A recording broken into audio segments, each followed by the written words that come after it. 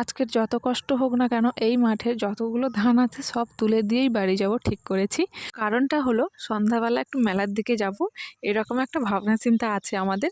আর এদিকে ধানের কাজ করতে করতে দেখো আমার হাতের অবস্থা পুরো খারাপ হয়ে গেছে, পুরো হাত পা সাদা হয়ে ফেটে গেছে। আর ধানের কাজ করলে না হাত পায়ের অবস্থা খুব একটা ভালো থাকে না, যারা করে তারাই জানে এই কাজে কতটা কষ্ট।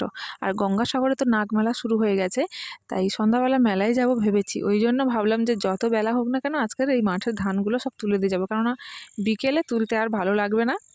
যেগুলো বেঁধেছি সকালে সব আজকে তুলে নিয়ে যাবো। আমি এখানে বোঝা বেঁধে বেঁধে দিচ্ছি, আর আমার দিদি বইছে, আর ওদিকে বাবা মা ধান ঝাড়াচ্ছে।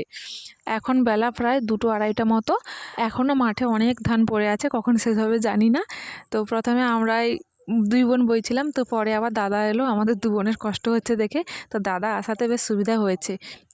বলেছিলাম না কত সময় লাগবে, তো আধা ঘন্টার মধ্যে সব শেষ হয়ে গেল। দেখো লাস্টে ছিল এই কয়েকটা ধান, এগুলো আমি নিয়ে বাড়ির দিকে রওনা দিচ্ছি।